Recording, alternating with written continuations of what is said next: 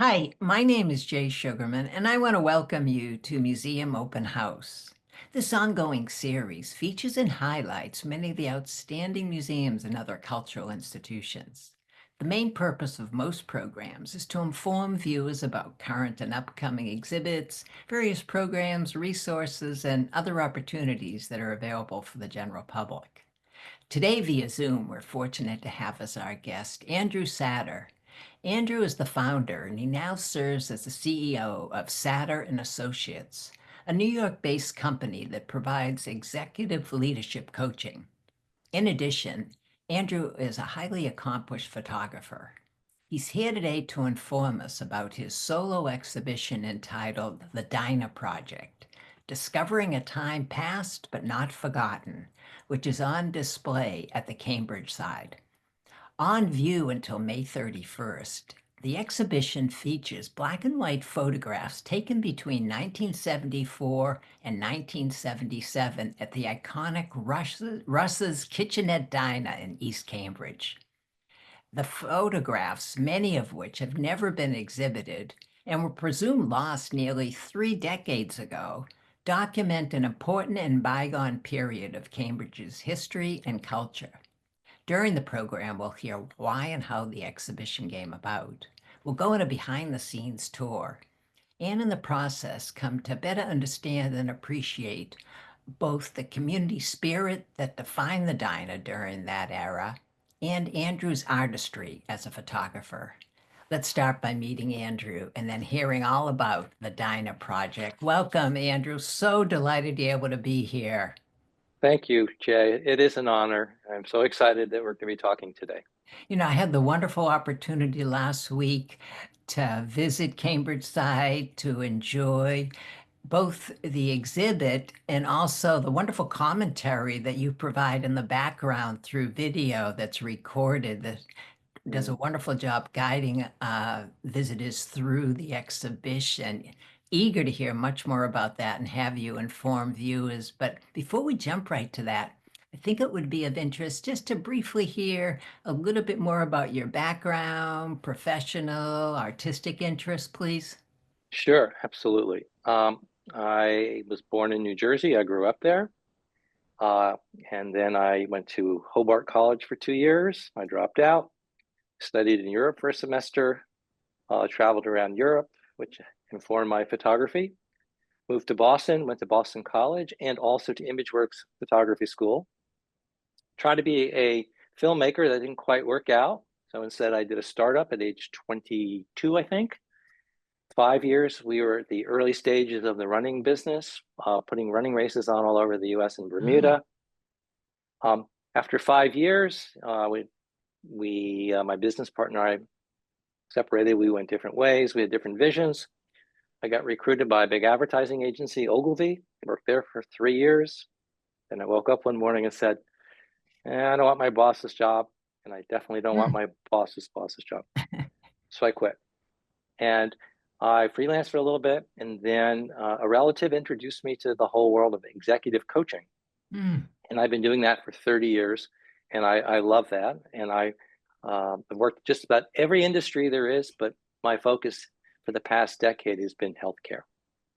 I live Hmm. in New Paltz, New York, been married for 33 years, and we have a wonderful son who's 28, who is an entrepreneur. Fabulous, fabulous. Well, let's start with the backstory. When you were in the Boston area at a young age going to school, what first drew you to Russ's Kitchenette, a diner, and then started taking photographs? Yeah. Well, it was an accident. Or else it was serendipity. Um, I was going to ImageWorks, which was a photography school a few blocks away. And one day during lunch, my roommate and I were walking in the neighborhood, and we had our cameras with us, and we saw a bunch of guys standing in front of this. It looked like an abandoned building, an abandoned um, diner or something. We weren't quite sure. And so we went up and said, do they serve food in there? And the guy looked at me like I had 3 ears and 5 eyes and said, yeah, there's food here. So anyway, um, it was 1974 on the sidewalk. Jay, but when you walk through the pocket door, it was 1947 inside. It was a time machine. It was like going through a wormhole in space. And I was hooked. It was love at first sight.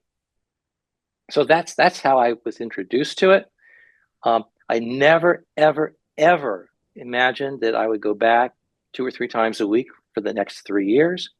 In my wildest imagination, I never imagined that I would have an exhibition or that I would actually have published a book about Russ's Kitchenette Diner.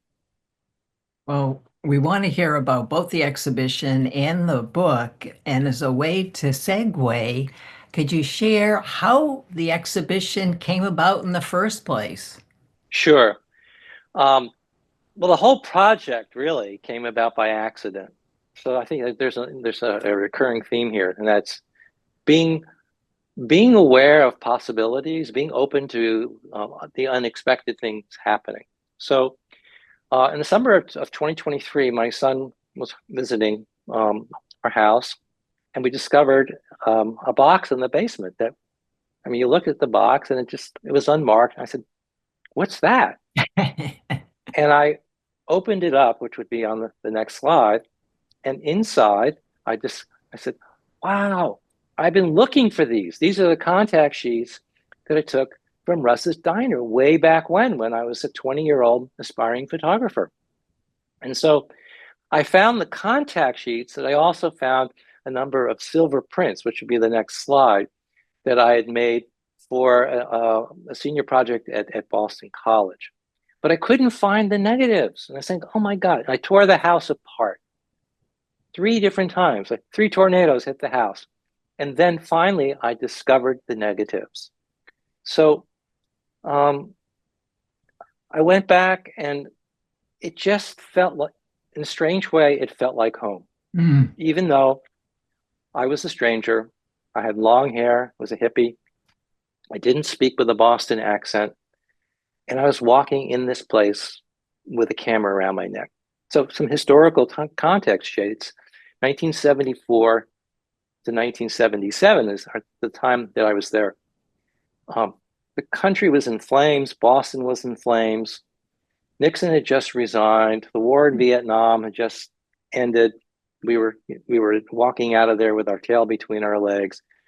The busing riots were Boston was on fire, and also there was the troubles in Ireland, and Mm. the Bulger gang was running arms to the IRA in Belfast. And some people said, yes, part of that was going through Cambridge to Charleston, and so on and so forth. So I realized that I had to earn the trust and the respect of the people, the denizens and the staff. Otherwise, either they'd throw me out of my ear or somebody might punch me in the face, which never happened. So that's how it all started. Right. And here we see, which we'll come back to, the book that came out from all this, and Right. high praise up there from Dennis Lehane. That is amazing, the commentary that he provided there.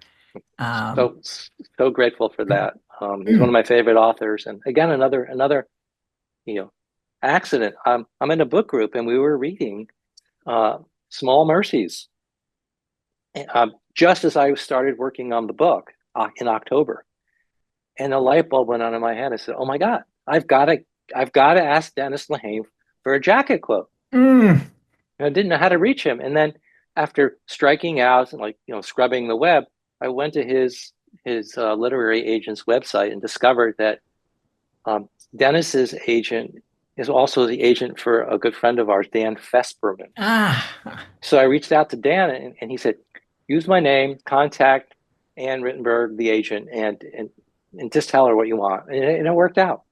that's fabulous, fabulous. Well, let's move on. Now, you mentioned trust. How did you build that trust between Russ, some of the other workers we're going to meet, like Mm-hmm. Charlie here, and Yep. the customers? Right. Um, I scratched my head, Jay, at how I had the wisdom at age 20, but somehow intuitively I knew that trust is built. It takes a lifetime to build it and a minute to lose it. That's, Mm. as an executive coach, that's like a common thing. Um, what I somehow understood was you build trust by demonstrating concern and respect for other people. And so before I started sticking my camera in people's faces, I took the time to get to know them. Also, at the time, I had just finished reading Working by Studs Terkel, Mm. and I love that book. Yeah. And one of the things that I still remember about the book is it's so powerful because he was able to ask a simple question and just listen. And listening is a very, very powerful behavior that human beings have because when you're actively listening to somebody, you're basically signaling to them, you're the most important person in my world right now. Yeah. I'm putting on blinders and I'm listening to you and you matter. And somehow intuitively, I knew that. And um, I was able to build the trust. So that was the first thing that I did. I asked questions. I was curious. I listened. The second thing I did was I respected people's space. I didn't, so we all have a psychological bubble. And as a photographer, especially as a street or documentary photographer, I think you have to be careful not to invade somebody's space. You have to earn the proximity, and it's a dance. That's Russ right there. Yeah. And the third way that I was able to earn trust was by giving something back. So photography, some places in the world, people will not let you take their picture because they think you're stealing part of their soul or their spirit. Right. Mhm. So um, I knew that, but I didn't figure out initially how to give something back. So like alcohol wasn't served, so I couldn't buy them a beer. So right, so I came up with the idea of giving them, taking their picture and giving them photographs. So I started to do that first with Russ and with Jerry, the waitress, and Charlie cook. You can see Jerry's back in the back of the picture there, Yeah. back left. And um, if you move ahead, there are a few pictures. It's cool. There's Jerry right there. Fabulous. What was their reaction to the photographs? They loved it, and they started joking each other and saying, "I'm going to be on Time Magazine," But then Russ started to thumbtack some of the photographs onto his bulletin board. And as we go through this, you'll see some of the photographs that are there. This is Russ. Um, I'll come back to Russ in a second. And then there's the bulletin board in the back. And if you look over the glass Oh, display yeah. in yeah. So then the customers, some of the regulars started saying, "Hey, I want my picture taken." So I joke and I say it's the first recorded evidence of FOMO, fear of missing out. And so it just became this virtuous cycle where it worked out. Now, at Um, the time, do you think you were trying to capture the diner itself, the culture combination? What was sort of your developing motivation in the whole enterprise? yeah, I like that question. Well, the first thing was the light. So as a photographer, it's all about light and shadow. And the light in this diner was crazy. Sometimes it was almost felt like it was a divine intervention. And, I mean, like look at the shadows on the Yeah. ceiling here of Charlie's pots and pans. Mm. But also sometimes the lighting there really sucked, and so I had to play around with the photochemistry. And we get into that if we have time. So the motivation first it was being aware of the light, but I'm attracted to people, and I notice people's hands, I notice their faces, I notice their hair, what they're wearing, and the the denizens of Russ's Kitchenette Diner and the people that worked here, they really wore their life on their faces and on their hands. So this guy here, his name is Danny, and he's in many of my photographs. And this is the pocket door that you would walk through Mm. from 1974 to 1947. That was the Wow. portal. Yeah. Um, yeah, and the other thing too is that I grew up in a middle class family. Um, my grandfather was a doctor. My father was a CPA. So white collar professions. And we lived in a community in Clifton, New Jersey that was we lived next to a real working class blue collar neighborhood.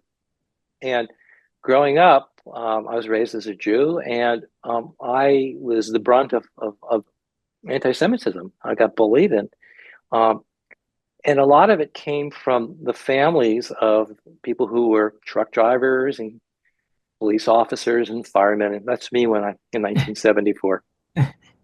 And so for me, walking in there, at first I noticed who was there and who was not there. Mm. And it brought up a lot of old ill feelings, having been on the short end of that stick. Um, and I realized that I needed to that was my stuff. I needed to overcome that because these people didn't know me and it was a blank slate. So it was a real learning experience for me. Yeah. What's it like being able to show these photographs now, uh, just a few hundred or so feet from where the diner once existed? You've done your homework, Jay Sugarman. It's very moving on a couple of levels. One is because you never know that there was once a diner there. It's it's like Mars compared to what it used Yeah. to be. Second thing is that um, I have very fond feelings and memories of the people, especially Charlie and Russ and Jerry. They're all dead. Um, and to discover the negatives in a box, they've been in a box for 50 years, it made me feel like this was a way of honoring them and their generosity and allowing me into their lives and allowing me to photograph them quite intimately.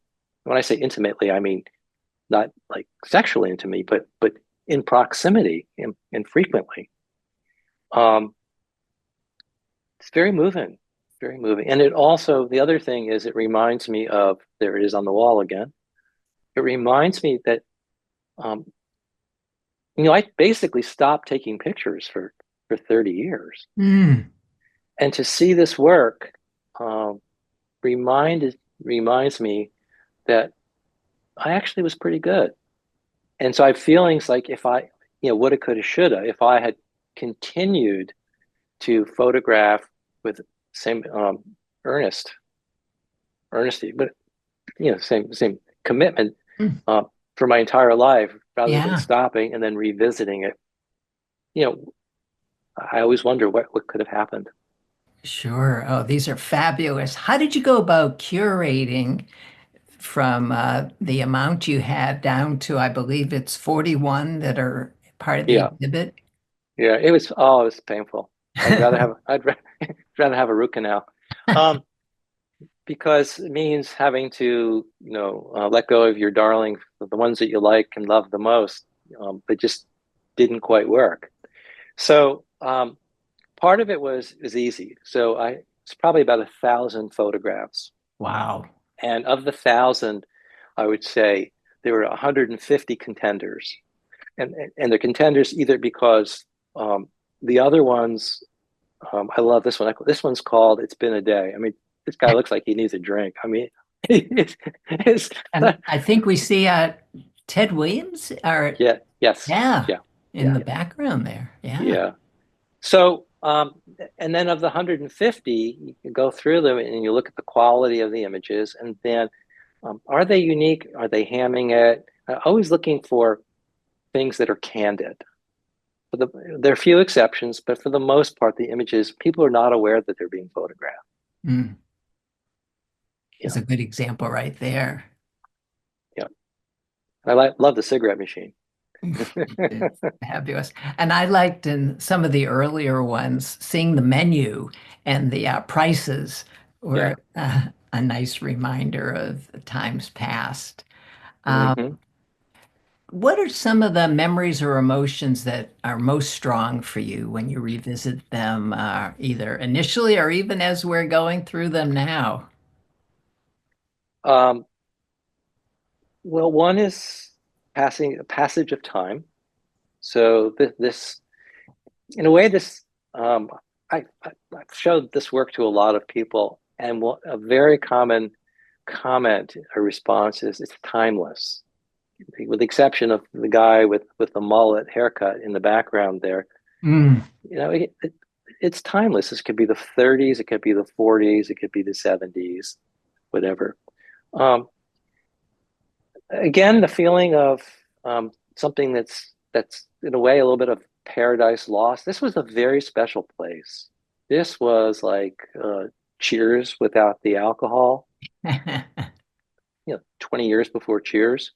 Or recently, a gentleman came to my artist talk and he said, it reminds me a little bit of the institution of the British pub, where you've got the same people going to the same pub every day, year after year after year. Uh, so, passage of time, paradise lost, and also it's a reminder of we live in a world now where loneliness and isolation is epidemic, Very and true. and this was a place where the same group of probably 40 or 50 people went every day, 5 days a week, some for 30, 35 years. Yeah, yeah. What do you hope visitors, viewers, to the exhibition feel, think, take away from Mhm. the exhibition? Yeah. Hold on. If we could just hold on to this one for a minute. Okay. This picture. I want them to feel the warmth and the sense of community and the sense of possibility that this is this is the way that people comported themselves. This is the way that people interacted with each other. Um, and it's still possible. Again, we live in such a bifurcated, polarized, segmented, antagonistic world. Um, and all that was going on outside of the diner. Mm. And yet, when people walk through the door, through that pocket door, they left all that crap behind them. And they had a good time and they just enjoyed being with each other. Yeah, Yeah. for sure. You definitely get that sense through your work. Yeah.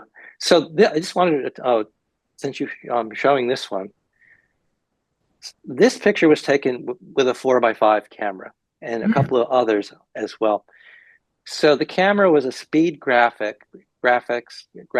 speed camera. It looked like an old press camera, like Jimmy Olsen would have in the Yeah. old Superman. And when I brought that camera into the diner to experiment with it, everybody there was a big buzz around it. For some reason it was a novelty.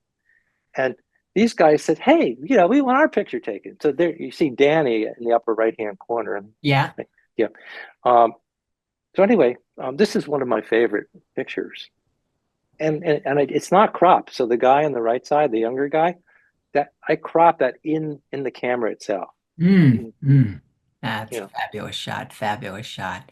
As we continue, would you share a little bit more about the book that you've made available? sure. So the little immerse, hawking it. Can you see that? Oh yeah. Yeah. So this is Walk-ins Welcome. It's a 64-page book. Um, and it's a limited edition of 150 copies.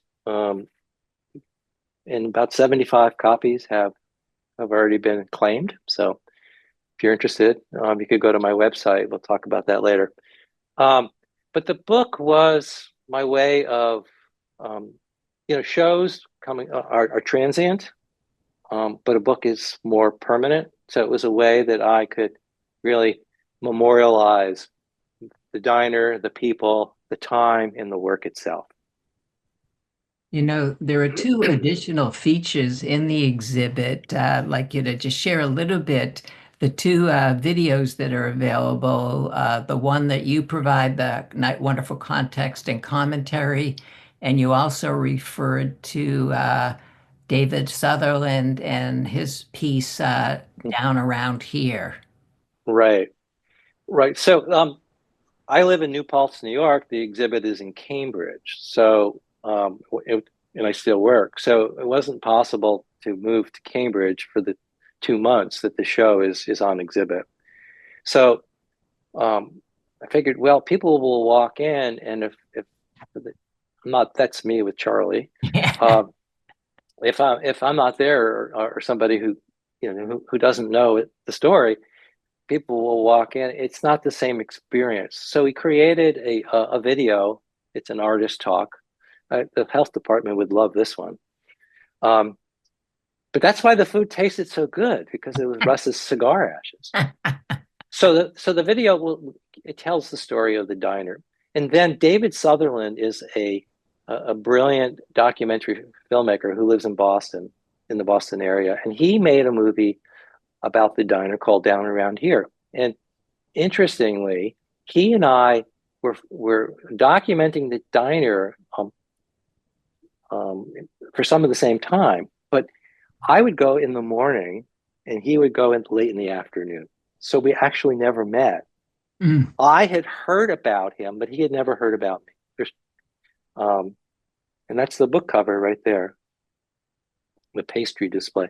So if you look up David Sutherland online, you can find out where his film is available. And if you want to, so there's the book. If you're interested in prints, I also created postcards, which people like. Mm. Dial 1-800. No. Um, so you can purchase these postcards. Great for Mother's Day, Father's Day, whatever.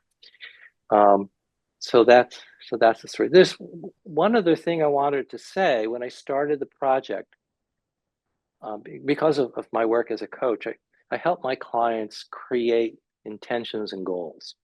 And so I had 3 goals for the project. One was I wanted to have an exhibit in what I call a proper space. CambridgeSide is a great space, and I'm hoping that it'll end up in a gallery or a museum. So that's number Mhm. one. Number two was to create a photo book that captures the spirit and really conveys the respect and the gratitude that I have for the people who allowed me to photograph them. And also to share that with everybody else who wasn't alive. And the third thing, which is a reach, and that is to create an installation.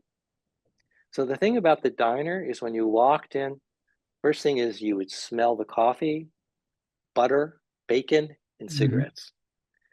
Then you go through the pocket door, and as your eyes were adjusting to the change of light, you would hear people laughing, joking.